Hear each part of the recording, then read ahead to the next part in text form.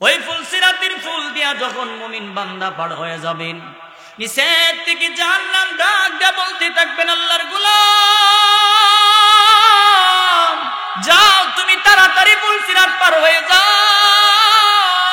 তোমার নামাজের নূর আমি সহ্য করতে পারি না। আল্লাহু আকবার জোরে বলেন। বলবেন তোমার রোজার নূর আমি সহ্য করতে পারি না, তোমার যাকাতের নূর আমি সহ্য করতে পারি না, তুমি যে আল্লাহর সেজদা দিছো এটা একটা আগুন হয়ে গেছে, আগুন, যে আগুনের জ্বালা আমি জাহান্নাম পর্যন্ত দুর্বল হয়ে যাচ্ছি, তুমি তাড়াতাড়ি পার হয়ে যাও। আল্লাহ তাআলার কাছে জাহান্নাম ডেকে ডেকে বলবেন, মালিক এমন একটা মুমিন বান্দা যদি আমার ভিতরে তুমি ভালায়া দাও, আমি জাহান্নাম পর্যন্ত নিভে যাইতে পারি। মুমিন বান্দারে আল্লাহ জাহান্নামে দিবে না। এই জন্য নেক আমল দরকার আছে না নাই? আরো জোরে বলেন আছে না নাই? নেক আমল তো একটা আগুনের নাম। বলে এমন একটা নেক আমল, নামাজ পড়া নেক আমল, রোজা রাখা নেক আমল, তওবা করা নেক আমল। নেক আমল তো করার সুযোগ আমি পাই না, আমি তো সুযোগ পাই না। আমার সংসার, আমার বাড়ি, আমার ঘর, আমার বাড়ি, আমার ব্যবসা, আমার করতে করতে জীবনটারে বিসর্জন দিয়ে দিলাম পরিবারের জন্য। এরে যারা পরিবার চালান একটু মনোযোগ দিয়ে শুনেন। আপনারে যদি বলি রমজানের রোজাটা আপনি রাখেন না কেন, আপনার উত্তর আসবে, হুজুর পারি না, পরিবারের চালাইতে গিয়া পরিবারের চাপে রোজা রাখতে বড় কষ্ট হয়, সংসার চালাইতে বড় কষ্ট হয়, নামাজ পড়তে পারি না। এই যে আপনি পরিবার পরিজনকে ভালো রাখার জন্য চেষ্টা করেন, মনোযোগ দিয়া কথাগুলি শুনেন। আপনি তো একলা মানুষ, আপনার পরিবারে 5 জন মানুষরে ভালো রাখার জন্য সকাল থেকে সন্ধ্যা পর্যন্ত কষ্ট করেন, মাথার ঘাম পায়ে ভালান। পরিবারে ভালো রাখার জন্য চ্যালেঞ্জ করে গেলাম আজকের এই মাহফিল থেকে, খবর নিয়ে দেখবেন আপনি একলা মানুষ, পরিবার সবাইরে ভালো রাখার চেষ্টা করেন, কিন্তু পরিবারের 5 জন মানুষ মিলে আপনি একলা মানুষটারে ভালো রাখার চেষ্টা তারা কোনোদিন করে না। আরে কথা ঠিক না বেঠিক? জুড়ে বলেন। চ্যালেঞ্জ করে গেলাম, চ্যালেঞ্জ। খবর নিয়ে দেখবেন আপনি তো একলা মানুষ, পরিবারের 5 জন মানুষে ভালো রাখার জন্য চেষ্টা করেন, কিন্তু তারা আপনারে ভালো রাখার চেষ্টা করে না। অভিযোগের শেষ নাই, ভাইয়ের অভিযোগ, বোনের অভিযোগ, মার অভিযোগ, বাবার অভিযোগ।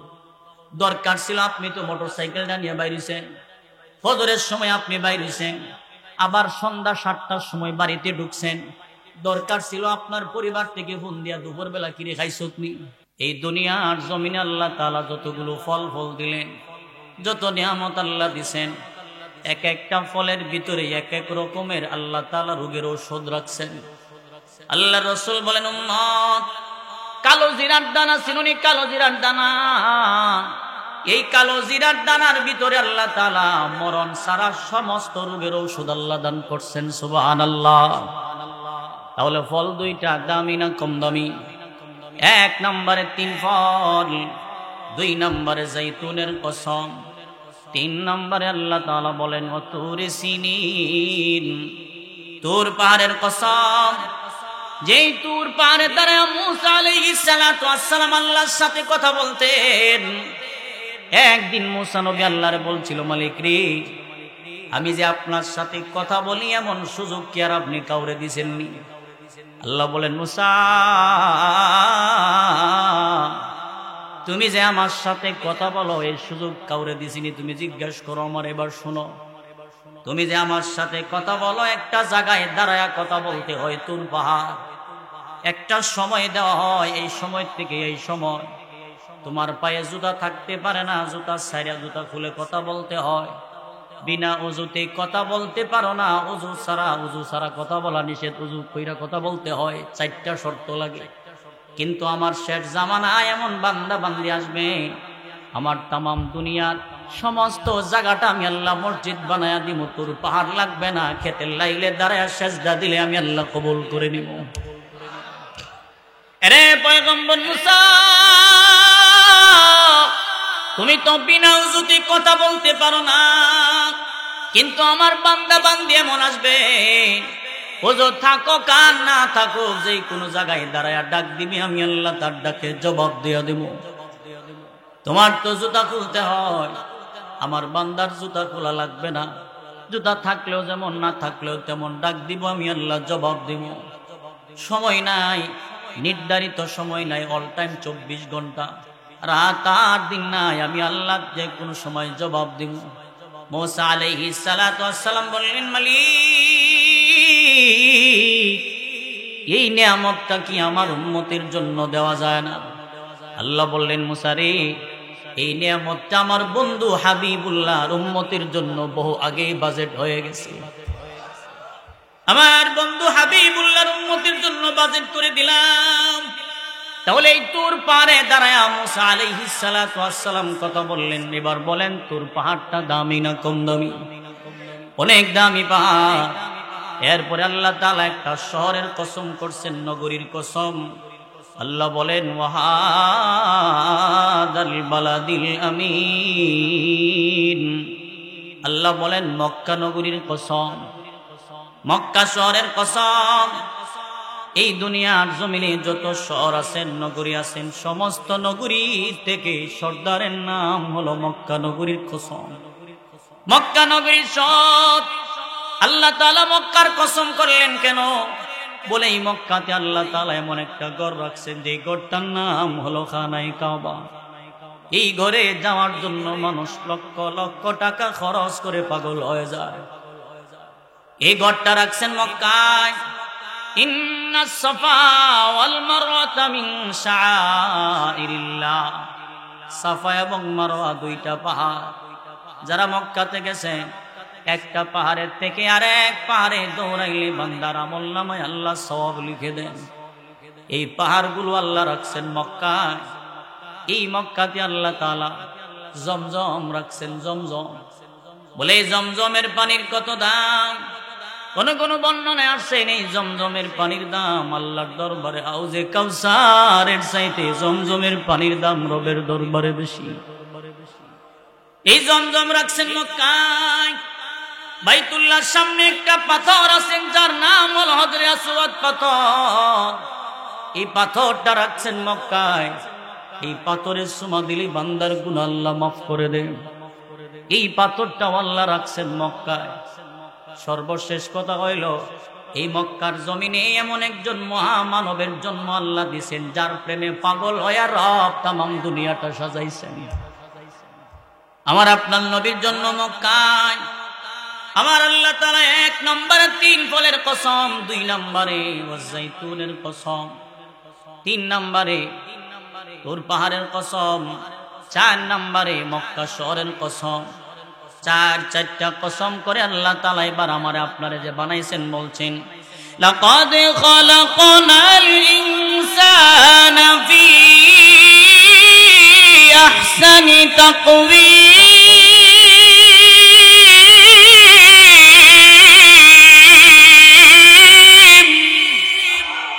আল্লাহ বলেন, অবশ্যই অবশ্যই আমি রব তোরে সুন্দর করে বানাইছি। সুবহানাল্লাহ, জোরে কও। আমি আল্লাহ তোরে অনেক সুন্দর করে বানাইলাম। এবার বলতে পারেন, আল্লাহ যে কইছেন সুন্দর করে বানাইছি, 12টা বউ দেখছি, কোনো বেটা কালা দীক্ষা তো বিয়া দিতে চায় না। আছে না নাই? তোমার কথা কোনা দি?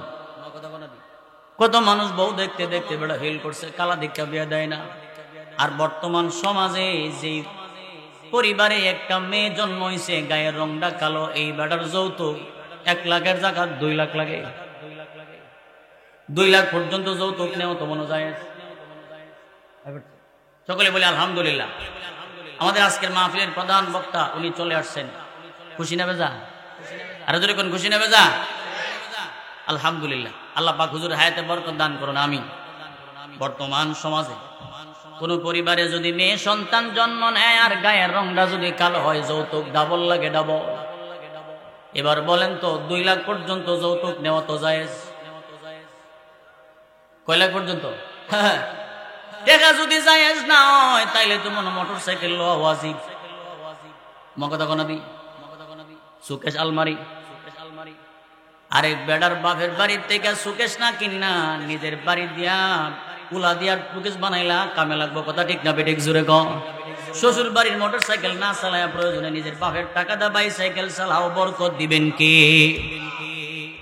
যৌতুক লইতে লইতে লইতে লইতে হাতের গুড়িটা পর্যন্ত যৌতুক লইছে। আবার কমার হুমুন্দি দিছি, তুই বেডা না বিড়ি আমার জানা নাই। আরে কথা ঠিক না বেটে জোরে কোন বেড়া মানুষ আবার পরের বাড়ি মালের সম্পদের আশা করস কিদার লাগি বেড়া ভাইরা আমার আল্লাহ বলেন লাকাদ খালাকনাল ইনসানা ফি আহসানি তাকওয়িম আমি রব তোদেরকে সুন্দর করে বানাইলাম তবে এখানে একটা কথা হলো আল্লাহ যে বলছেন সুন্দর করে বানাইলাম কিন্তু আমরা তো চলতে গেলে দেখতে পাই কেউ সুন্দর আবার কেউ কালো সুন্দর আর কালো এটা আল্লাহ পাকের কুদরতি একটা ডিজাইন সুবহানাল্লাহ জোরে কোন কুদরতি ডিজাইন বড় বড় দেখবেন কোন কোন কোম্পানির মাল যখন সাপ্লাই দেয় এক কালারের মাল কিন্তু দেয় না কালো সাদা বিভিন্ন রং বেরঙের কালার দেয় কারণ এক জাতের কালার সবার কাছে পছন্দনীয় না আল্লাহ তাআলা কালো বানাইছেন এটা আল্লাহর ডিজাইন সুন্দর বানাইছেন আল্লাহর ডিজাইন এই যে আমার আপনারে বানাইছেন এবার লক্ষ্য করেন আল্লাহ বলেন গোলাম আমি রব তোরে অনেক সুন্দর করে বানাইলাম রে এই দুনিয়া तमाम দুনিয়াটা বানাইতে গিয়া 6টা দিন সময় লাগায়া বানাইলাম तमाम দুনিয়া আমি আল্লাহ 6 দিনে বানাইলাম কিন্তু তোর মতো একটা গোলাম বানাইতে গিয়া আমি রব কম বেশি 10টা মাস সময় নিয়ে বানাইছি আল্লাহু আকবার জুড়ে বলেন আমার মতো আপনার মতো একটা মানুষ বানাইতে গিয়া আল্লাহ কম বেশি 10টা মাস সময় নিয়ে বানাইছেন এবার আসেন ওই যে মানুষ বলেন অমুক ইঞ্জিনিয়ার আমার বিল্ডিং বানাইছেন অমুক রাজমিস্ত্রি আমার বিল্ডিং এর কাজ করছেন আমারে আপনারে আল্লাহ তাআলা কেমন রাজমিস্ত্রি বানাইছেন আর কেমন ইঞ্জিনিয়ার আল্লাহ বলেন তোদেরকে বানাইতে গিয়া ইঞ্জিনিয়ার স্বয়ং আমি আল্লাহ আর রাজমিস্ত্রি বানাইছেন নূরের ফেরেশতা জোরে জোরে কন্না সুবহানাল্লাহ রাজমিস্ত্রি বানাইছেন নূরের ফেরেশতা আমারে আপনারে আল্লাহ তাআলা কেমন ভাবে বানাইছেন স্বামী আর স্ত্রীর মিলনের পরে স্বামীর শরীর থেকে এক ফুটা নাপাক পানি যখন স্ত্রীর রেহেমের ভিতরে যায় ওই জায়গাতে আল্লাহ তাআলা একজন ফেরেশতা নিযুক্ত করে রাখছেন ওই ফেরেশতাটা নাপাক পানিটা হাতের তালুতে লইয়া ডাক দিয়া বলতে থাকেন মালিক এই যে পানিটা কাজে লাগামো নাকি নষ্ট করে দিমু আল্লাহ যদি বলেন কাজে লাগাও তখন কাজে লাগায় দেন আর যদি বলেন নষ্ট করো তখন নষ্ট হয়ে যায় যদি কাজে লাগামো ছেলে বানাবো নাকি মেয়ে বানাবো আল্লাহ যদি বলেন ছেলে বানাও তখন ছেলে হয় আর যদি বলেন মেয়ে বানাও তখন মেয়ে হয় এবার ফেরেশতারা ডাক দিয়া বলতে থাকেন মালিক যদি তার ছেলে বানানো হয় তার চেহারাটা কেমন করে বানাবো তার চেহারার গঠনটা কেমনে দিব আল্লাহ তাআলা বলেন আমারে বলার দরকার নাই লৌহে মাহফুজে আমার বান্দার ছবিটা দেওয়া আছে আল্লাহু আকবার জুড়ে বলেন লৌহে মাহফুজে আমার বান্দার ছবি দেওয়া আছে এই ছবিটা দেখে দেখে তোমরা শুধু লাগাই লইবা যারা কাপড় সেলাই করেন টেইলারি মেশিন যারা সেলাই করেন কাপড় দেখবেন কাটিং মাস্টারে একটা মাপ দেন কত দিকে কত ইঞ্চি এই কাগজটারে সামনে নিয়ে তখন সেলাই করেন আর তার কোনো অসুবিধা হয় না ফেরেশতারা লৌহে মাহফুজে দেখে দেখে আমারে আপনারে বানাইছেন হাত লাগাইছেন পা লাগাইছেন হাত পাল্লা লাগাইছেন ফেরেশতা দিয়া আমার আপনার গলা থেকে পা পর্যন্ত ফেরেশতারা বানাইছেন কিন্তু যখন চেহারাটা ফেরেশতারা বানাইতে যায় আমার আল্লাহ তাআলা ডাক দিয়ে বলতে থাকেন ফেরেশতারা সাবধান আমার বান্দার চেহারাতে তোমরা হাত লাগাইবা না আমার এই বান্দার চেহারাটা আমি রবের কুদরতি হাত দিয়ে বানাইতে চাই আমার বান্দার চেহারাতে আমি আল্লাহ হাত লাগায় বানাইতে চাই কারণ হলো আমার এই বান্দার চেহারাতে দামি একটা কপাল এই বান্দার চেহারাতে দামি একটা জবান এই কপাল দিয়া বান্দা আমারে সেজদা দিবি আর জবান দিয়া আমারে ডাক দিবি আমি রব আমার বান্দারে মাফ করে দিব আল্লাহ তাআলা বানাইছেন আমার আপনার চেহারাটা আল্লাহ তাআলার কুদরতি হাত দিয়ে আল্লাহ বানাইছেন এই কারণে হাদিস শরীফে আসছেন কোন মানুষের চেহারাতে হাত লাগানো নিষেধ মারধর করা নিষেধ আমরা তো ঝগড়া লাগলে হইলা টার্গেটটা তাকে বেটার সাফা বরাবর কথা কোন নদী ঝগড়া লাগলে হইলা টার্গেট তাকে বেটার সাফা বরাবর জামাই বউ কাজ্জা লাগিয়া হইলা থাপ্পড় দেয় বিড়ি নাকুল হলে দে কিরকম চেহারাতে মারা নিষেধ। এই জন্য চেহারাতে মারা নিষেধ। আল্লাহ বলেন সুন্দর করে ধরে বানাইছি। প্রত্যেকটা জিনিস বানানোর আগে আগে একটা ফরমা বানানো হয়। কিন্তু আল্লাহ বলেন গোলাম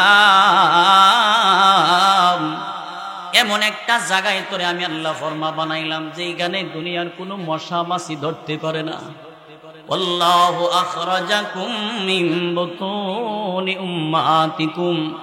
আল্লাহ বলেন তোর মায়ের পেটের ভিতরে আমি আল্লাহ তোরে রাখছিলাম, এইখান থেকে বাইর করছি। আল্লাহ বলেন গোলাম তোর মতো একটা গোলাম বানাইতে গিয়ে আমি আল্লাহ তাআলা কম বেশি 10টা মাস সময় নিয়ে বানাইছি। এই কারণে আল্লাহ বলেন তোর অনেক সুন্দর করে বানাইছি। সুন্দর জাল্লা বানাইছেন। এবার শুনেন কেমন সুন্দর একটা গাবি গরু ছাগল। গরু ছাগল আল্লাহ বানাইছেন। গরু ছাগলের জিহ্বা আছেন, আমাদেরও জিহ্বা আছেন। গরু ছাগলও খায়, আমরাও খাই।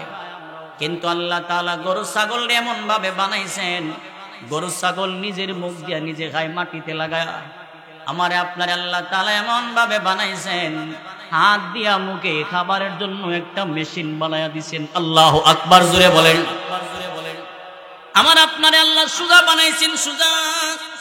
এবার বলতে পারেন হুজুর আল্লাহ যে বানাইছেন গরু ছাগলেরও জিহ্বা আছে, আমরারও জিহ্বা আছে, তাহলে আমরার মধ্যে আর গরু ছাগলের মধ্যে পার্থক্য রইল কোথায়? এবার পার্থক্যটা আল্লাহ তাআলা বলছেন আর রহমানু আল্লামাল কুরআনা খালাকাল ইনসানা আল্লামাহুল বায়ান।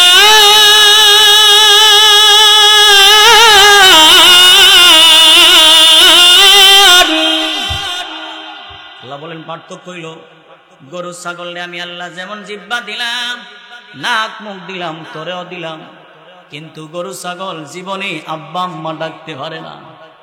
কথা কোন? তোরে আমি আল্লাহ বানাইলাম, তোরে একটা জিহ্বা দিলাম, এই জিহ্বা দিয়া তোর আব্বারে ডাক দিছ, তোর আব্বা জবাব দিছি।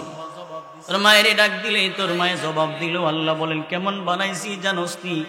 পৃথিবীর সমস্ত সর্বশ্রেষ্ঠ সুন্দর আমি আল্লাহ বানাইছি। জোরে জোরে কন্যা সুবহানাল্লাহ।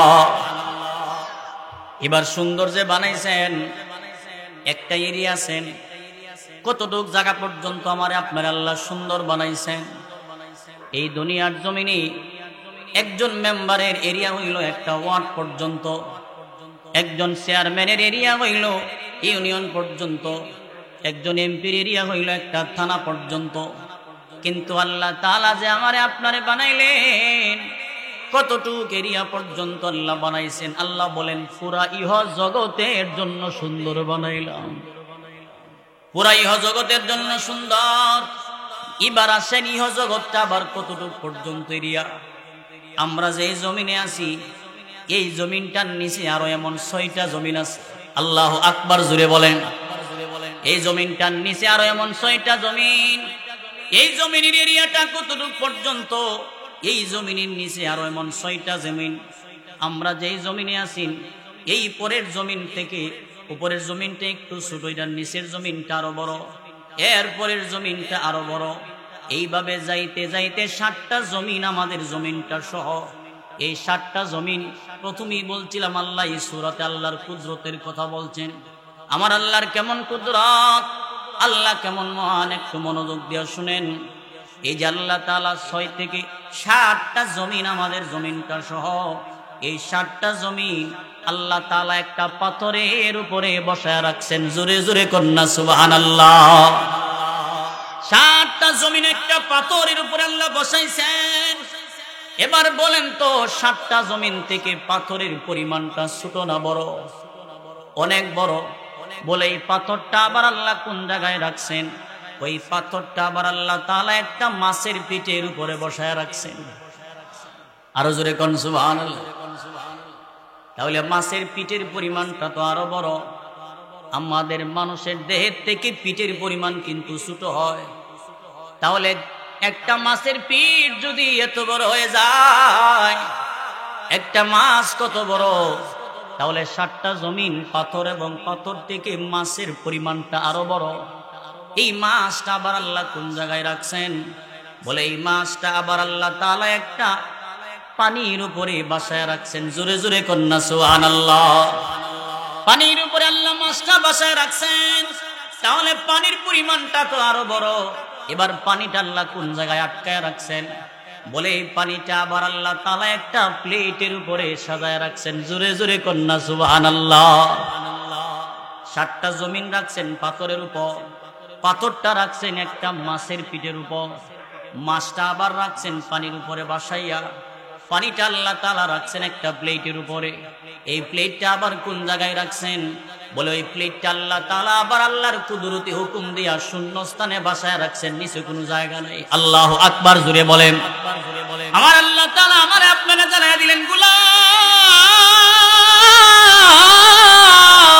এটা হইল আমি রবের কুদরত। আল্লাহু আকবার জোরে বলেন। এটা হইল আমি রবের কুদরত। এই যে তামাম জমিন আল্লাহ তাআলা এই প্লেটের উপরে রাখছেন, প্লেটের নিচের জায়গাটার নাম হলো পাতালপুরি জায়গা। আর আমরা তো টিবল থেকে পানি উঠাইলই কই পাতাল থেকে পানি উঠাইছি, কথা কন্যা দি। ওই নিচের জায়গাটার নাম হলো পাতালপুরীর জমিন। এবার এই জমিনের গভীরতা কতটুকু পর্যন্ত? বলে আল্লাহ ছাড়া এই দুনিয়ার কেউ জানে না। বড় বড় পৃথিবীর বিজ্ঞানীরা এবার রিসার্চ করা শুরু করলো জমিনটা কতটুকু গভীরতা জানার জন্য। যাইতে যাইতে এক পর্যায়ে 6 মাইল পর্যন্ত তারা নিচে গেল। 6টা মাইল যাওয়ার পরে দেখতেছেন এমন বিশাল বড় একটা পাথর দেখা যায়। এবার তারা পাথর কাটা শুরু করলেন। যেই মাত্র পাথরে আঘাত করেন, পাথরের ভিতর থেকে আগুনের লেলিহান ধোঁয়া বাহির হয়ে যায়, আগুনের ধোঁয়া বাহির হয়। এবার তারা সিদ্ধান্ত নিল এটা হইল আল্লাহর কুদরতি পাথর। এই পাথর কাটার শক্তি দুনিয়ার কারণে আমরা সিদ্ধান্ত নিয়েছিলাম জমিনের গভীরতা জানার জন্য। আমরা যেহেতু পারলাম না, ঘোষণা দিলাম আল্লাহ সারা জগতের আর কেউ বলতে পারবে না। সুবহানাল্লাহ। এবার নিচের এরিয়া, এবার যাই উপরের দিকে। এই যে আমাদের সামনে মাথার উপরে প্রথম আসমান, প্রথম আসমানের জমিন থেকে প্রথম আসমানের দূরত্ব বিজ্ঞানিকের হিসাবে 500 বছরের রাস্তা। জোরে জোরে কন্যা সুবহানাল্লাহ। কত বছরের রাস্তা? 500 বছরের রাস্তা। এই যে 500 বছরের রাস্তা পর্যন্ত প্রথম আসমান, এই প্রথম আসমানটা আবার কত মোটা? বলে আবার 500 বছর রাস্তা পরিমাণ এক একটা আসমান আবার এমন মোটা আল্লাহ বানাইছেন। সুবহানাল্লাহ। আর একটু আসতে পারলে দুই অসুবিধা। তাহলে আসমান কয়টা? জোরে কোন কয়টা আসমান? অনেকে জানে না কয়টা আসমান। কয়টা আসমান, কয়খানি ক্ষেত আছে এটা খুব ভালো করে জানে, কথা কোন দিক। ক্ষেতের নকশা দীক্ষা করেলা, জীবনেও কলম দিয়ে নাম লিখতে পারে না, কিন্তু ক্ষেতের নকশা দীক্ষা করে জিনের বন্ধুর দুধের ঘরের ক্ষেতটা, কথা কোন দিক। কইটা বড় বাড়ির আইসাড়া, এটা মাইজাড়ির আইসাড়া, এটা বুয়া বাড়ির আইসাড়া, সব জানে। কয়টা আসমান আল্লাহ বানাইছেন এই বেড়া এখনো পর্যন্ত জানে না। বেড়ার নাম লাগাইছে মুসলমান। তোমার কথা কন্যা দি। দুনিয়ার সব জানে, কিন্তু কয়টা আসমান আল্লাহ বানাইছেন জানে না। আল্লাহ তাআলা 7টা আসমান বানাইছেন। আল্লাযী খালাকা 7 সামাওয়াতিন তিবাকা। 7টা আসমান আল্লাহ বানাইছেন। বলে হুজুর আমরা তো একটা দেখছি, বাকি 7-6টা তো আর দেখছি না। বলে না দেখে বিশ্বাস করার নাম হইল মুমিন। কথা ঠিক না বেঠিক জুড়ে বলেন। আল্লাহ তাআলা বলেন আল্লাযীনা ইউমিনুনা বিল গায়বি ওয়া ইউকিমুনাস সালাতা ওয়া মিম্মা রাযাকনাহুম ইউনফিকুন।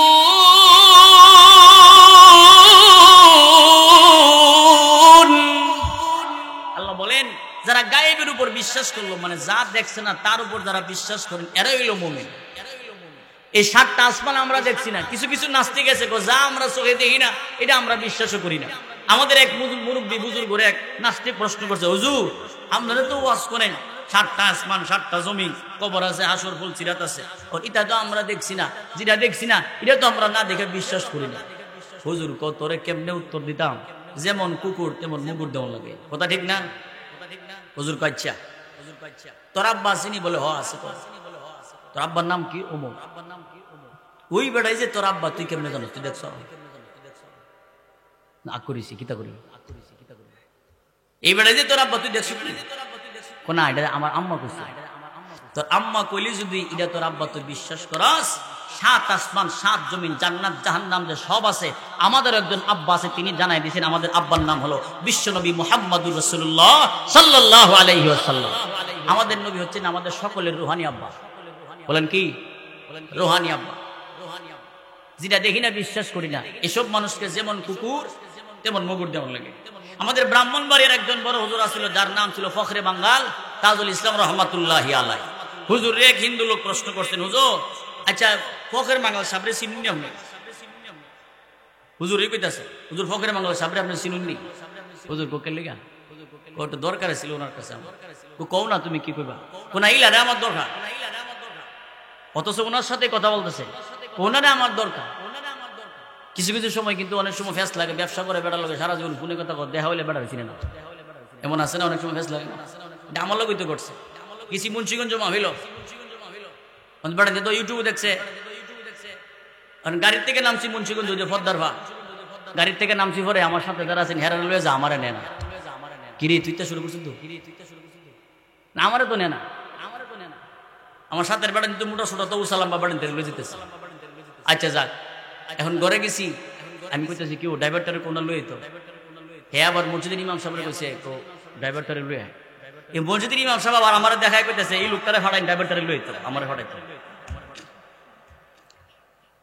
আমি যে হেরার বক্তা প্রধান বক্তা, হ্যাঁ আমার এখনো চিনছে না, পরে আমার কইতেছে ড্রাইভার বলে লই থাকি। আমি কইতেছি যে আমি গিয়ে লই গিয়া গাড়ি না যাই না, দরবার লাগাই গেছি রুমে মসজিদে গিয়া নামাজ পড়ছি। এখন খাওয়ানো যাইতাম, গেছি খাওয়ানো, কি ফদ্দার ইলিশ, বড় বড় ইলিশ আস্তাবাজি করছে, মজুই লাগে, আমারও তো আর দেনা।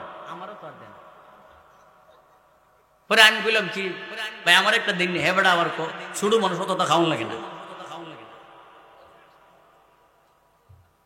দিছে না খাওয়ান, কোন রকম খায়া টিলা টুলে আইসি। এখন বয়ানের সময় হয়েছে, আয়া ওই আমার সাথে যে লোকটা হেরে কইতাছে এমনি এমনি এই অবস্থায় এমনি বয়ান করতে হ্যাঁ আর সাহায্য লেখার আপনি ওই বক্তব্য ধরেছি দৈরে আমার হুজুর আমি তো বুঝছি না, আমি তাকে আর বোঝারও দরকার নাই। স্টেজে গেছি, এখন স্টেজে যে লোক আছেন হেরা আমার সরেন সরেন সরেন আব্দুর রহিম সাহেব আইতাছে, আমি কিরা কুস্তিটা আমার এমনি সরেন সরেন আব্দুর রহিম সাহেব আইতাছে, প্রধান বক্তা আইতাছে, আর কি মুসিবত বললাম।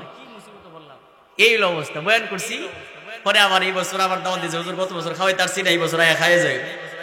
পরে এই গত মাসের 19 তারিখে আবার গিয়ে খাইয়েছি, হুজুর ভুলে গেছি না গত বছর, আমি এমন ভুল মাঝে মাঝে করে দিব। এই ফখরে বাংলার সামনে কইতেছে যে হুজুর আচ্ছা আপনাদের ধর্মে ইসলাম ধর্ম সুন্দর ধর্ম জানি, কিন্তু আপনাদের ধর্মের যে নিয়মটা হইল আল্লাহ যদি কোনো প্রাণী মারেলা, গরু ছাগল যদি আল্লাহ মারেন তাহলে এটা আপনারা খান না, কিন্তু কুরবানির সময় আসলে তো দেখি যে গরু ছাগল কত কষ্ট করে জবাই করেন, কয়েকজনে মিল্লা ফালায় এটার কষ্ট দিয়ে জবাই করেন, এই কষ্ট করে জবাই করে খাওয়ানোর কি দরকার? আল্লাহ যেটা মারছে এটা খাইলে লিখতে হবে। হুজুর কো তোরে তো কেমনে বুঝাইতাম? আচ্ছা হন তোর বাড়িতে টিউবওয়েল আছে নি? হ আছে তো। পানি উঠাস কেমনে? তো সাইডটা সাপলে কষ্ট লাগেনি? তো কষ্ট তো লাগে। আল্লাহর দেওয়া পানি তো অগল বেড়ার সাথে আছে, সাইডটা কষ্ট করে উড়ায় খাস করে কি কা যেমন কুকুর কি বলে কথা ঠিক নেই। হুজুর ইতিহাসে আসছেন, হুজুরের জীবনের মধ্যে লেখা আছেন হুজুর এক হোটেলে বসে খাইতো, প্লেট মুচ্চা খাওয়া তো সুন্নতের রাসূল। হুজুর প্লেট মুচ্চা খাইতেছে, দুই ভদ্রলোক পাশের টেবিল হবে আর চা খাইতেছে আর বিড়ি খাইতেছে, ট্যাংনা চাইতেছে। হুজুরের দিকে কাউকে কিরি যেভাবে প্লেট মুচ্চা খাইতেছে, হুজুর এক পর্যায়ে কইতেছে হুজুর এই যেভাবে খাইতেছেন আপনার বাড়ির কুকুর বিড়াল কি টাকা? হুজুর তো বুঝা লাগছে কিরে তোমার টিটকারি করতেছে। হুজুর আমার বাড়ির কুকুর বিড়াল এক হাতো চা আর এক হাতো ফান লিয়া চা লিয়া বিড়ি লিয়া ঠ্যাংনা চায় না স্যার। যেমন কুকুর এমন মুগুর, কথা ঠিক না বেঠিক বলেন? সাত আসমান আল্লাহ বানাইছেন, প্রথম আসমানটা আল্লাহ তাআলা বানাইছেন স্থির পানি দিয়া। আল্লাহু আকবার জুড়ে বলেন।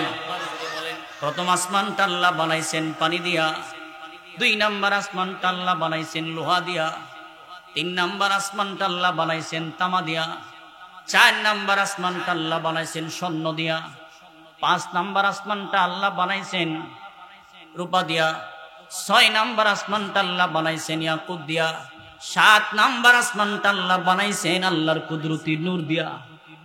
আরো জোরে কন্যা সুবহানাল্লাহ। 1 নাম্বার আসমান আল্লাহ বানাইছেন পানি দিয়া, 2 নাম্বার আসমান আল্লাহ বানাইছেন তামা দিয়া, 3 নাম্বার আসমান আল্লাহ বানাইছেন লোহা দিয়া, 4 নাম্বার আসমান আল্লাহ তাআলা বানাইছেন রূপা দিয়া, 5 নাম্বার আসমান আল্লাহ বানাইছেন স্বর্ণ দিয়া, 6 নাম্বার আসমান আল্লাহ বানাইছেন ইয়াকুত দিয়া, 7 নাম্বার আসমান আল্লাহ বানাইছেন নূর দিয়া। প্রথম আসমান থেকে 7 নাম্বার আসমান পর্যন্ত যেই পরিমাণ দূরত্ব, ওই 7 নাম্বার আসমান থেকে আবার সিদরাতুল মুনতাহা পর্যন্ত সেই পরিমাণ দূরত্ব। জোরে জোরে কন্যা সুবহানাল্লাহ। এই সিদরাতুল মুনতাহা থেকে আবার সেই পরিমাণ দূরত্ব হইল আল্লাহর আরশে আজিম। যে আরশে আজিমে আমার নবীর আল্লাহ দাওয়াত দিয়া 50 ওয়াক্ত নামাজ দিছেন। জোরে কন্যা সুবহানাল্লাহ। আমার আল্লাহ তাআলা আমার আপনারা জানা দিলেন, গোলাম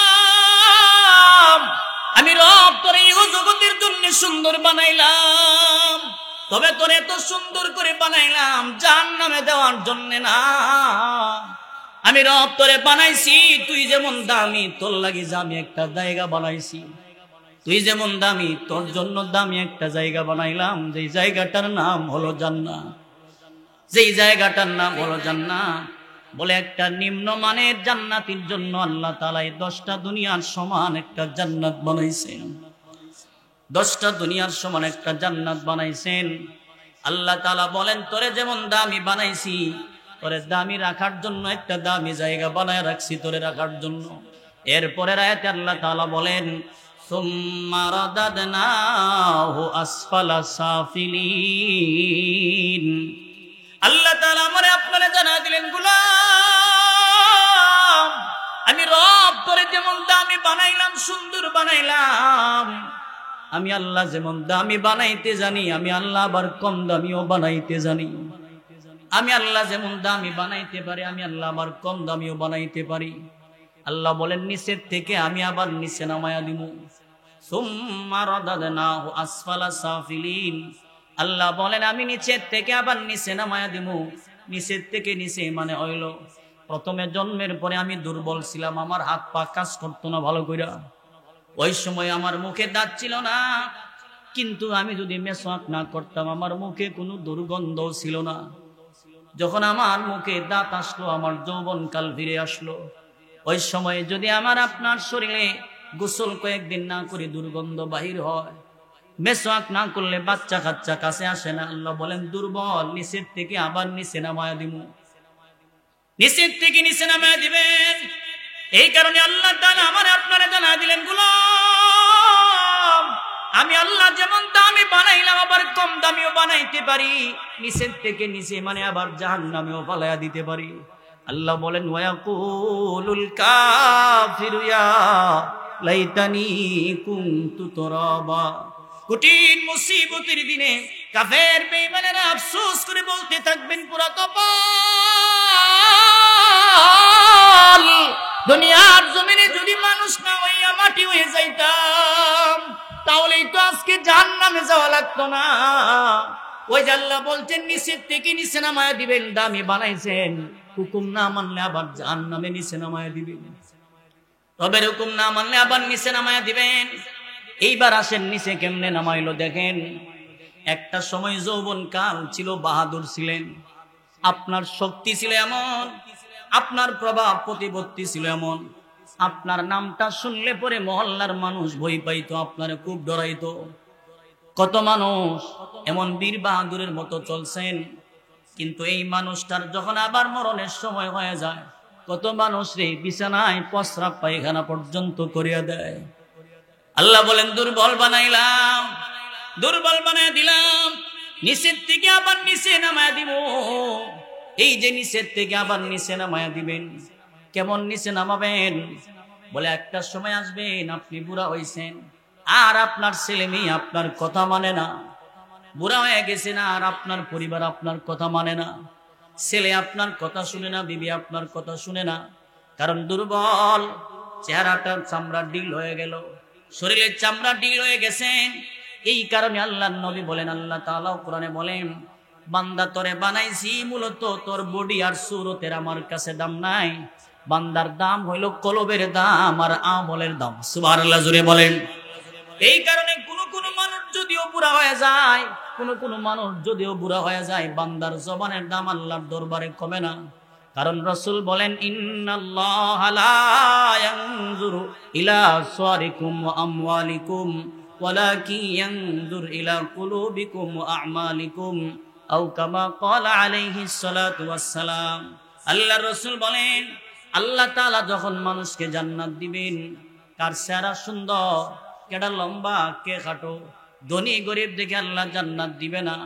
আল্লাহ তাআলা জান্নাত দিবেন বান্দার কলব দেখে। এই কারণে দেখবেন কোন মানুষ যদিও বুড়া হয়ে যায়, বান্দার জবানের দাম কমে না, কারণ কলবটা যদি ভালো হয়। কলব যদি ভালো হয়, আমাদের আশপাশে দেখবেন কোন বুজুর্গ মানুষ, আল্লাহওয়ালা মানুষ, মুরব্বী মানুষ, বিশেষ করে এই যে বড়নগরের পীর সাহেব হুজুর বুড়া হয়ে গেছেন, কিন্তু ওনার কাছে মানুষ যায় দোয়া নেওয়ার জন্য। দেন একটা ফু দেন, আমার মাথাতে একটু দোয়া কইরা দেন। কি বলেন? বুড়া তো হইছেন কিন্তু জবানের দাম কমে না। ওই যে এমন একটা ঘটনা, আল্লাহর এক বান্দা এমন আল্লাহর একজন ওলির কাছে গিয়ে বললেন, হুজুর দেন আপনি আমার একটু জার ফুক করে দেন, আমার একটু দম কইরা দেন, আপনি আমার একটু ফু দেন। আল্লাহর ওলি বুড়া মানুষ। ওই যুবকটা যখন ওই আল্লাহর ওলির কাছে গেলেন, আল্লাহর ওলি বুড়া মানুষ, মুখে দাঁত নাই, চেহারার চামড়াও ঢিল হয়ে গেছে। বুড়া মানুষ লোকটারে ফু দিবেন, এমন সময় লোকটার মুখের থেকে একটু লালা বাহির হয়ে গেল। কারণ অনেক সময় দেখবেন মুরব্বীরা কিন্তু মুখের তুতু আটকায় রাখতে পারে না। আল্লাহর ওলি যখন ওই যুবকটার দিকে মুখে ফু দিলেন, একটু লালা যখন বাহির হয়ে গেল, এমনিতেই যুবকটা দুইটা হাত এমনি সামনে বাড়ায় দিলেন, যেন আল্লাহর ওলির মুখের লালাটা যেন জমিনে না হইরা যায়। ওই যুবকটা আল্লাহর ওলির মুখের হাতের লালাটা লইয়া পর্দার আড়ালে চলে গেলেন। আসমানের দিকে তাকাইয়া বলতে লাগলো, মালিক, আরে জানের মালিক আল্লাহ, এই মুহূর্তে আমার হাতে তোমার এমন একজন প্রিয় বান্দার মুখের লালা গো, যেই লোকটার জবান দিয়া 24টা ঘন্টা তোমার নামের জিকির চালু হয়, যেই লোকটার জবান দিয়া তোমার কোরআনের তিলাওয়াত হয়। মালিক রে, নবী পাইছি না, সাহাবীরা আমার নবীর মুখের তুতু পান কইরা জান্নাত ওয়াজিব করছেন, জাহান্নাম হারাম বানাইছেন। এই যে এই মুহূর্তে আমি আমার ওই আল্লাহর ওলির একজন নায়েবে নবীর ওয়ারিস, নবীর একজন ওয়ারিসের মুখের লালা আমার মুখে দিয়ে দিলাম, তুমি কিন্তু আমারে মাফ কইরা দিও। এই বলে আল্লাহর ওলির মুখের লালা যুবকটা যখন রাতের বেলায় পান কইরা ঘুমায় গেছেন, এরে রাতের বেলায় ঘুমের ঘুরে স্বপ্নে দেখে তার ভাঙ্গা করে মদিনার নবী হাজির হয়ে যায়, তার ভাঙ্গা করে মদিনার নবী হাজির হয়ে যায়। আমার নবী আয়েশা তারে ডাকটা বলতেছিল, উম্মত আমি নবীর পাইলি না, আমি নবীর প্রেম আর মোহাব্বত নিয়ে আমার একজন ওয়ারিসের মুখের লালা তুই মুখে দিলি রে, আমি রাসূল মদিনা থেকে তোরে দেখা দিতে বাধ্য হয়ে গেলাম। আল্লাহু আকবার, জোরে বলেন। আল্লাহর ওলি রে, ওই যুবকটারে আমার আপনার নবী বললেন, যুবক সাহাবীরা আমি নবীর মুখের লালা পান কইরা জান্নাত ওয়াজিব কইরা নিছি, জাহান্নাম হারাম বানাইছেন। আমি রাসূল কথা দিলাম রে, আমি যখন জান্নাতে যাব তোর মতো এমন একটা উম্মত তৈয়া আমি রাসূল জান্নাতে যাব না। এই জন্য কোন সময় দুর্বল, তবে মানুষের শরীর বুড়া হইলেও তার জবানের দাম আল্লাহর দরবারে কমে না। এই জন্য আল্লাহ বলেন, সুম্মা রাদাদনাহু আসফালা সাফিলিন। আল্লাহ বলেন আমি আল্লাহ নিচের থেকে আবার নিচে নামায় দিব, মানে জাহান্নামে দিয়ে দিব। এরপরে আয়াতে আল্লাহ আবার শর্ত লাগাইছেন, শর্ত। আল্লাহ তাআলা বলেন, ইল্লাল্লাযীনা আমানু ওয়া আমিলুস সালিহাতি ফালাহুম আজরুন গায়রু মামনুন। আল্লাহ বলেন, তবে আমি আল্লাহ শর্ত দিলাম, সব লোকের আমি আল্লাহ জাহান্নামে দিব না, সবাইরে আমি আল্লাহ নিচে নামায়া দিব না। শর্ত হইল যারা নাকি ঈমান আনবে এবং নেক আমল করবেন, ঈমান যারা আনবেন এবং নেক আমল যারা করবেন তাদেরকে আমি আল্লাহ তাআলা জাহান্নামে দিব না। নেক আমলের দাম আছে না নাই? আরে জোরে বলেন, আছে না নাই? নেক আমলের কেমন দাম? বলে নেক আমলের এমন দাম, এমন দাম, বলে নেক আমলের দ্বারা জাহান্নামের মতো কঠিন আগুন পর্যন্ত নিবানো সম্ভব হয়ে যায়। জাহান্নামের আগুন নিবানো সম্ভব হয়ে যায়। এই কারণে মুফাসসিরিন কেরামগণ বলেন, যখন হাসরের ময়দানে আল্লাহ তাআলা যখন মানুষকে হাসরের ময়দানে ফয়সালা দিবেন, জান্নাতে যাও, ফুলসিরাতের ফুলটা যখন পাড়ি দিবেন, প্রায় 30,000 বছরের রাস্তা হইল ফুলসিরাত। ওই ফুলসিরাতের নিচে থাকবেন জাহান্নাম। ওই 30,000 বছরের রাস্তাটা যখন পাড়ি দিয়া বান্দা চলে যাবেন, ওই ফুলসিরাতের ফুলে যখন নেককার বান্দা দাঁড়ায় যাবেন, এই জাহান্নামের আগুন তো এমন একটা আগুন, প্রজ্বলিত আগুন, কিন্তু এই জাহান্নামের আগুনের থেকে নামাজের আগুন আরো কঠিন আগুন। আল্লাহু আকবার জোরে বলেন।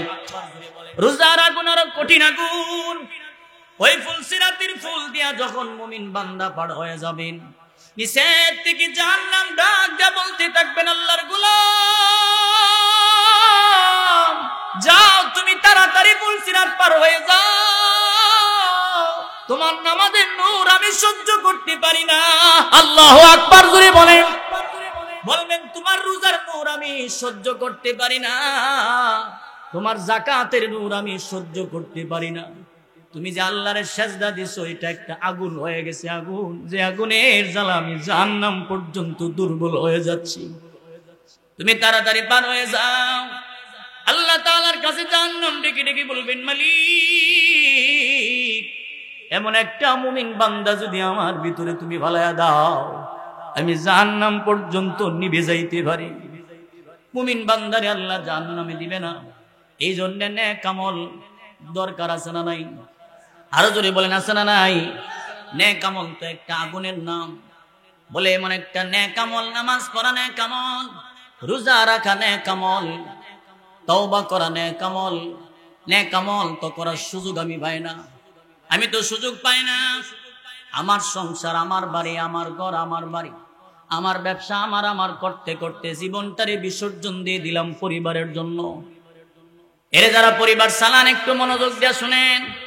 আপনারা যদি বলি রমজানের রোজাটা আপনি রাখেন না কেন, আপনার উত্তর আসবে, হুজুর পারি না, পরিবারের চালাইতে গিয়া পরিবারের চাপে রোজা রাখতে বড় কষ্ট হয়, সংসার চালাইতে বড় কষ্ট হয়, নামাজ পড়তে পারি না। এই যে আপনি পরিবার পরিজনকে ভালো রাখার জন্য চেষ্টা করেন, মনোযোগ দিয়া কথাগুলি শুনেন। আপনি তো একলা মানুষ, আপনার পরিবারে 5 জন মানুষকে ভালো রাখার জন্য সকাল থেকে সন্ধ্যা পর্যন্ত কষ্ট করেন, মাথার ঘাম পায়ে ফালান পরিবারে ভালো রাখার জন্য। চ্যালেঞ্জ করে গেলাম আজকের এই মাহফিল থেকে, খবর নিয়ে দেখবেন আপনি একলা মানুষ, পরিবার সবাইরে ভালো রাখার চেষ্টা করেন, কিন্তু পরিবারের 5 জন মানুষ মিলে আপনি একলা মানুষটারে ভালো রাখার চেষ্টা তারা কোনোদিন করে না। আরে কথা ঠিক না বেঠিক? জুড়ে বলেন। চ্যালেঞ্জ করে গেলাম, চ্যালেঞ্জ। খবর নিয়ে দেখবেন আপনি তো একলা মানুষ, পরিবারের 5 জন মানুষে ভালো রাখার জন্য চেষ্টা করেন, কিন্তু তারা আপনারে ভালো রাখার চেষ্টা করে না। অভিযোগের শেষ নাই, ভাইয়ের অভিযোগ, বোনের অভিযোগ, মার অভিযোগ, বাবার অভিযোগ। দরকার ছিল আপনি তো মোটরসাইকেলটা নিয়ে বাইরেছেন, ফজরের সময় আপনি বাইরেছেন, আবার সন্ধ্যা 7টার সময় বাড়িতে ঢুকছেন। দরকার ছিল আপনার পরিবার থেকে ফোন দিয়া দুপুরবেলা কিরে খাইছত নি, কথা কোন না দি বিবি আপনারে ফোন দেওয়ার দরকার ছিল, দুপুর বেলার সময় সে হইতে বাড়ি খায়া যাও, নাইলে কিন্তু দোকানে খাও। এটা বলতো না, জিজ্ঞেস করবো আমার লাগে এই আইনো সে আইনো। সন্ধ্যার সময় বাড়িতে ঢুকছেন, আগে আপনি ভালো আছেন না মন্দ আছেন জিজ্ঞাসা করতো না। কত কাস্টমার, কত যাত্রী আপনার গাড়িতে উঠে কত রং বেরঙ্গের কথা আপনি শুনেন, কত মানুষ আপনারে কত রঙের দমক দেয়। এর সাথে ছোট হইয়া 10টা টাকা বাড়ায় নেন পরিবারের ভালো রাখার জন্য, কথা কন্যা দি। নিজের জবানটারে খরচ করেন, নিজে একটু দুর্বল হন, মাঝে মধ্যে যাত্রীর ব্যাগটা পর্যন্ত আপনি গাড়িতে লাগাইয়া দেন। কেন আপনি এই করেন? বলে আমার পরিবার আছেন, আমার বউ বাচ্চা, আমার আব্বা আম্মা, এদেরকে ভালো রাখার জন্য আপনি কষ্ট করেন। দরকার ছিল আপনি সন্ধ্যার সময় বাড়িতে ঢোকার পরে আপনার বিবি যদি থাকে, দরকার ছিল আপনারে ঠান্ডার দিনে একটু গরম পানি দেওয়া, গরমের দিনে একটু ঠান্ডা পানি আপনারে দেওয়া। কিন্তু বিড়ে আগে জিগাইবো আমার ক্রিম ডান শুনি, কথা কোনো দি ক্রিম ডান শুনি। এরপরে যদি কোনো মন নাই, আমি বলি তো তোমার মন থাকতো না, কইতা হে মন, সারাদিন মন কইতা হে। যাক গোসল করে আইছেন, যদি কোন বলে বাদ দিয়া যাও, লয়া খাইলাও, লয়া বলে খালি তো এরপরেও যদি আপনি কোন আরে বাদ দিয়া যাও, বিড়ির সামোসার কট্টার বাড়ির সুরে বুঝাইবো ভাই সাহেব তোরে মনটা চাইতেছে সাবাই খাইলিতাম। কথা বাস্তব না বাস্তব? এই যে পরিবার পরিজনের জন্য এত কিছু করলেন, আরে আজকে যদি আমার আপনার সব দুইটা বন্ধ হয়ে যায়, আমার কবরে আর কেউ যাবে না। মরণের সংবাদটা শোনার পরে আমার আব্বা আম্মা পাগলের মতো কাঁদবেন আর বলবেন, মালিক আমার ছেলেটারে না নিয়ে যদি আমারে নিয়ে যাইতা। বিবিটা কাঁদবেন আমারে যদি নিয়ে যাইতা।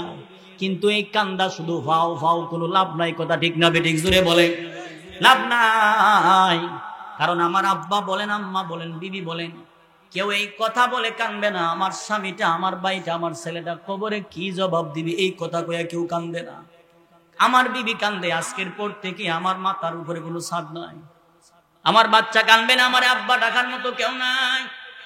এই যে আমার আপনার এত কষ্ট, বাড়িতে সুন্দর গোসলখানা বানাইছেন, গোসলখানা তো আপনি কমপ্লিট করছেন। মরণের পরে এই টাইলস করা গোসলখানায় কিন্তু আর আপনারে আমারে গোসল দিবে না।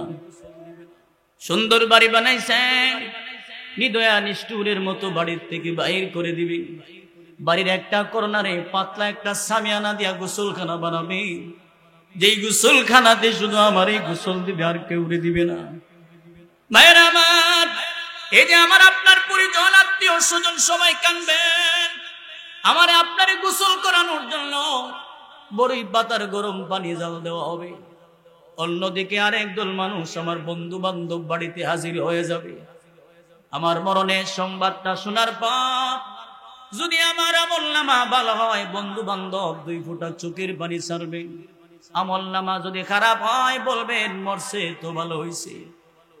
অন্যদিকে আরেক দল মানুষ বাজারে যাবেন, আমার আপনার জন্য জারের বাঁশ কিনে আনবেন।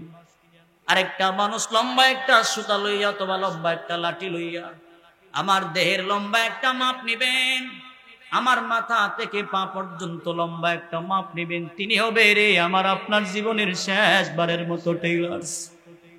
উনি আমার লম্বা মাপ নিবেন, আমার হাতার মাপ নিবে না, আমার কাঁধেরও মাপ নিবে না, আমার বডির মাপ লাগবে না। এমন একটা জামা বানাইতে যাবেন, পুরুষ হইলে 3 টুকরা, মহিলা হইলে 5 টুকরা, যেই জামার কোনো পকেট নাই, সেলাই বুতাম নাই, কোনো কিছু নাই, জামা বানাবেন। আরে একদল মানুষ যাবেন, আমার আপনার একটা গাড়ির যাত্রী বানাবেন, যেই গাড়িটার নাম হবে মসজিদের পালকি। ওই মসজিদের পালকিটা যখন আমার বাড়িতে হাজির হয়ে যাবেন, গোসলখানায় আমারে প্রবেশ করাবেন। অন্যদিকে আমার দামি দামি কাপড় চোপড় গুলো খুলে আমার যখন গোসল করাইতে যাবেন, ওই সময় আমার আপনার দামি গোসলখানায় যখন আর নিবে না, আমারে গোসলখানায় দিবেন, আমার দামি কাপড় চোপড় খুলে আমারে গোসল করাবেন। আল্লাহর নবী বলেন, যখন তার শরীরে পানি ঢেলে দেওয়া হয়, ওই সময় যখন তার শরীরে ঘষা দেওয়া হয়, লোকটা যদি গুনাহগার হয়, ওই মশারির তল থেকে চিৎকার দিয়া বলতে থাকে, নাচতে আস্তে আমারে ঘষা দাও, তোমাদের হাতে চাপ আমি সহ্য করতে পারি না। কিন্তু তার এই কান্নার আওয়াজ পৃথিবীর কেউ শুনতে পারে না। এই যে গোসল দিলেন, আমারে আপনারে বাইর করলেন, মসজিদের খাটিয়া উঠায়া দিল, আরেক দল মানুষ গিয়া মাইক দিয়ে এলান করলো, আব্দুল রহিমের জানাজা মাঠে উপস্থিত। লাশটা হাজির হয়ে যায়, সবাই নিয়ে যাবেন। এই যে আমারে বাইর করবেন, এমন সময় আমার আপনার প্রত্যেকের আব্বা আম্মা লাভ দিয়া পালকিটাতে ধরে একটা চিৎকার দিয়া বলবেন, আরে আমার ছেলেটারে শেষবারের মতো একবার দেখা, আর জীবনে হয়তো বা কোনোদিন দেখতে পারবো না। আমার বিবির কাছে কেউ গিয়ে বলবেন, তার প্রতি কোনো কষ্ট থাকলে তারে মাফ করিয়া দাও। আমার বিবির ইচ্ছা হইলে মাফ করবে, না হয় না করবে, এর বিবির ব্যক্তিগত বিষয়।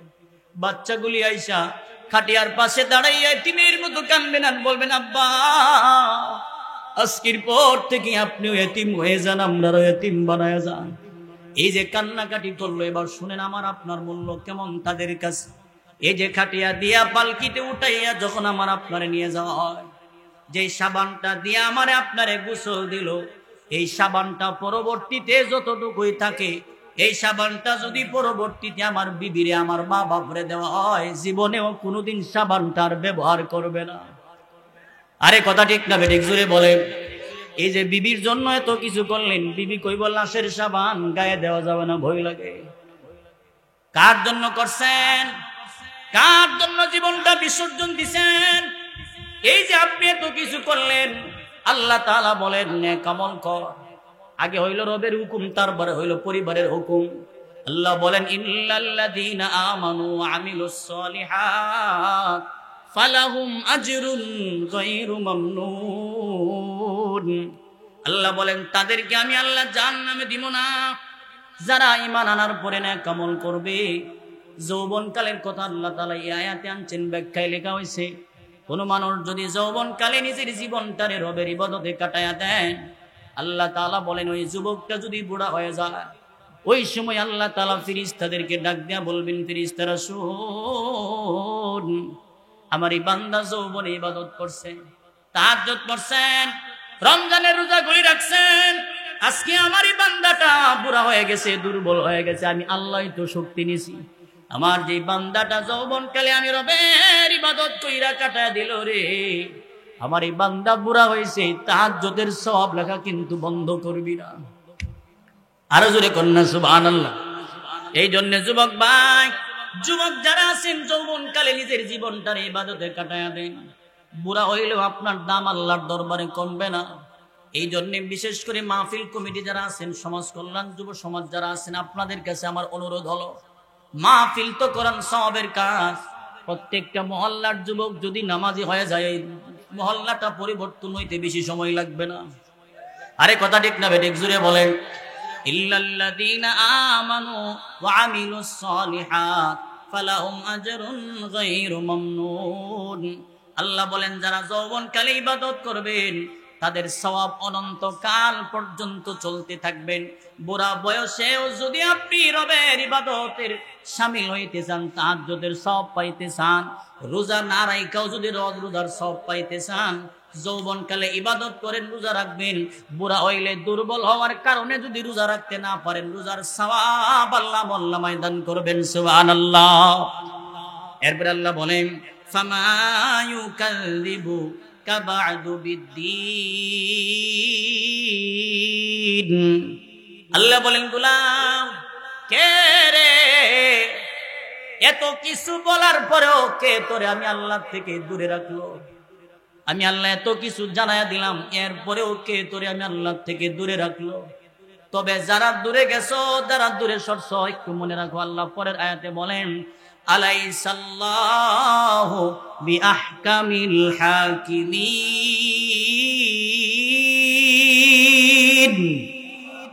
আল্লাহ বলেন মনে রাখবা, যারা আমি আল্লাহর হুকুম আহকাম মানো না, আমি আল্লাহর বিধান যারা মানো না, কি মনে করছো হিসাব বুঝি দেওয়া লাগবে না? আমি আল্লাহ বুঝি ধরতে পারবো না? মনে রাখবা আলাইসাল্লাহু বিআহকামিল হাকিমিন। আল্লাহ বলেন বিচার করার জন্য আমি আল্লাহ একাই যথেষ্ট হয়ে যাব। জোরে জোরে কন্যা সুবহানাল্লাহ। বিচার আল্লাহ করতে পারবো কি পারবো না? আরো জোরে কম। ওইখানে সানি বিচারের কোনো যুগ নাই। আমরা দেশে তো বুঝে না ধরলে মানি না সানি বিচার। বিচারের এমন সিস্টেম চলে, গরিবের ৫,০০০ টাকা ঘুষ, দড়ি বেটা ১০,০০০ দিলে গরিবের ৫,০০০ মাই। কি কম? বর্তমান সমাজে এতিম, গরিব, মিসকিন, দরিদ্র মানুষ জীবনেও বিচার পায় না। কারণ হলো আমাদের সমাজে সর্দার যারা ভালো আছেন তো ভালো আছেন আলহামদুলিল্লাহ, কিছু কিছু সর্দার মাতাব্বর এমন আছে, ঘুষ না দিলে মুখে টেম্পু মারলেও সত্য কথা কয় না। আরে কথা কোন ঠিক না বেটি? ঘুষ না দিলে বেটার মুখে ফিরান জানা, ঘুষ খাইব এমন ভাবে কইলে বেটার অসুবিধা। অসুবিধা হইতেছে আপনাদের? অসুবিধা হইতেছে? হক কথা বইলা যদি মরণ হয়, মরণটা আপনার শহীদি মরণ হবেন, বিনিময়ে রব আপনার জান্নাত দিয়ে দিবেন। শহীদি মরণ হইলে যদি আল্লাহ আমার জান্নাত দেন বিনিময়ে, তাহলে এমন মরণ দরকার আছে না নাই? আরো জোরে বলেন আছে না নাই? ভালোবেসে যদি তুমি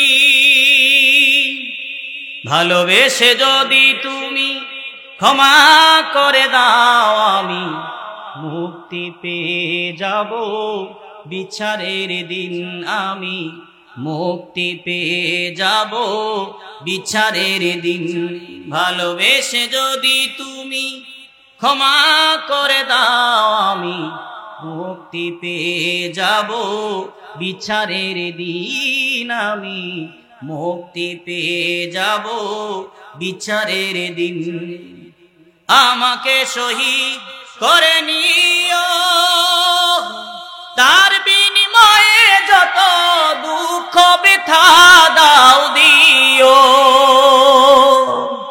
আমাকে শহীদ করে নিও তার বিনিময়ে যত দুঃখ ব্যথা দাও দিও কোনো কিছু বলবো না তোমার কাছে যদি তোমার রাহে হয় জীবন বিলীন আমার তোমার রাহে হয় জীবন বিলীন ভালোবেসে যদি তুমি ক্ষমা করে দাও আমি মুক্তি পেয়ে যাব বিচারের দিন আমি মুক্তি পেয়ে যাব বিচারের দিন কথা ঠিক না বেঠিক জুড়ে বলেন আল্লাহ আমাদের সকলকে শহীদ করে নসিব করুন বলেন আমিন আলাইসাল্লাহু বিআহকামিল হাকিমিন আল্লাহ বলেন এ বান্দা শোন বিচার করার জন্য আমি আল্লাহ একাই যথেষ্ট একটা হাদিস শরীফে আসছেন যে কোন মানুষ যখন দুনিয়াতে কোনো বিচার পাইল না দুনিয়াতে বিচার যখন পাইল না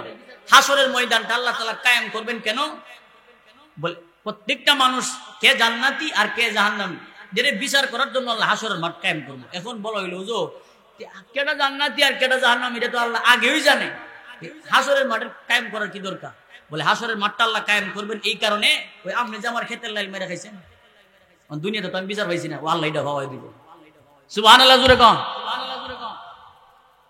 হাজী সাহেব মানুষ বেটার গোষ্ঠী বড় এবারের ক্ষেতের সাথে গরিব বেটার ক্ষেতের লাইল কাটতে কাটতে এবারের ক্ষেতের ভিতরে আদার ঢুকাই রয়েছে বেটা কিছু কইতে পারে না ওই যে জোর জুলুম করে চলছেন আপনি যে বিচার পাইছেন না আপনার বিচারটা পাওয়া দেওয়ার লাগে আল্লাহ হাসরের মাঠ কায়েম করবো জোরে কর না সুবহানাল্লাহ দুনিয়াতে তো ঠকাইছে মানুষ আপনারে ঠকাইছেন টাকা দিয়েও আপনি বিচার পাইছেন টাকা দিয়েও ঘুষ দিয়েও বিচার পাইছেন এক সর্দারের ইতিহাস ডাক দিছে সর্দারে এত রাত্রে ক্যাডারে কোসাসা আমি আব্দুল কুদ্দুস এত রাত্রে কে লেগাইছো কোসাসা আমি বিপদে পড়ে আইছি আরে কি বিপদ দরজাটা খুলেন বেটা বাপ ধরছে কিরে আমি তো ঘুমাই গেছিলাম এই সুর ঘুমাইলে মানছে আবার কথা কোনি দরজা খুলছেন দরজা খুললে কে লেগাইছো তো পশ্চিম পাড়ার আব্দুল করিম আমার জমিটা দখল করে খাইতেছে 5 বছর ধরে আমি আনতে পারি না এখন চিন্তা করে কিরি এর তো ফার্স্ট টাইম বিদেশ থাকে লন্ডন আমেরিকা সাউথ আফ্রিকা দক্ষিণ কোরিয়া মালয়েশিয়া থাকে মাঝে মধ্যে ছাত্র ফরকের মোটরসাইকেল ভাড়াটাও দিয়ে দেয় এর বিরুদ্ধে কম যাইতো না কারণ এর বিরুদ্ধে কথা কইলে পাতলা মাল পকেটে ঢুকতো না একটা বাপ ধরছে কইছে যা দেখি কি করা যায় আব্দুল কুদ্দুস মনে মনে কইছে চাচা আপনার যে স্বভাব ভালো না আমি জানি এই কারণে 5000 লইছিলেন সেই মাত্র টাকার কথা শুনছে বেটার চোখে আর ঘুম নাই ঘুম গেছে আমি ডাবন 0 পয়েন্ট করতো টাকা হাতে লইছে টাকাটা হাতে লইয়া ডানে বামে তাকায় দেখে কেউ নাই এই টাকাটা পকেটে ঢুকায় আর তোরার জ্বালা আমি আর বাঁচি না হে বলে বাঁচে না আমরা বলি বিষয়টা এমন না তোমার মতো ঘুষখোরের জ্বালায় জনগণ সঠিক বিচার পায় না এই কথা ঠিক না বেঠিক জুড়ে কা 5000 লইছে ব্যাটারি ফুল চার্জ ফোন মারছে আব্দুল করিম রে কিরে তুই গরিব বেটার টাকা মেরে খাস মরতে না আল্লাহর বই নাই কি সুন্দর বাস করে বেটা ঘুষ খায়া মরতে না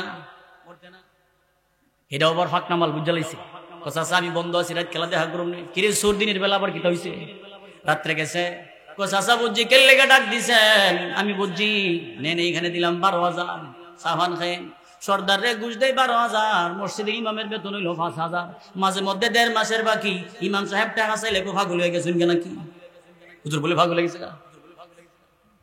12,000 লইছে ব্যাটারি ফুল চার্জ ও টেনশন করিস না ফিনিশিং দিয়া দিমুনে মঙ্গলবারে মিটিং বুধবারে তো আব্দুল কুদ্দুসের ধারণা হইলো কি আমি তো টাকা দিছি আমার জমিনও নিছি রাই তো আমার পক্ষে দেওয়ার কথা কিন্তু ভাবতো বালা না বেটা রাই তো এই বেটার পক্ষে দেলাইতেছে ওর মন নাই চাচার মন নাই আমি যে টাকা দিছি হাত 5টা আঙ্গুল উঠায় ডাক মারছে চাচা মানে 5,000 রাত কেলা দিছি সর্দার কো কিরে দিয়ে আমার সিগন্যাল মারে এদি আমার সিগন্যাল মারে রে কিন্তু এরপরে তো বেটা মানে না শেষ পর্যন্ত কোনোভাবে যখন হুনতেছে না, এখন বড় একটা ঘুরাই কইতেছে, চাচা আপনার ফানজাতনের দোহাই দিলাম, ফানজাতন মানে 5 জন মানে 5000, চাচা আপনার ফানজাতনের দোহাই দিলাম, বিচারটা সঠিক করে করেন।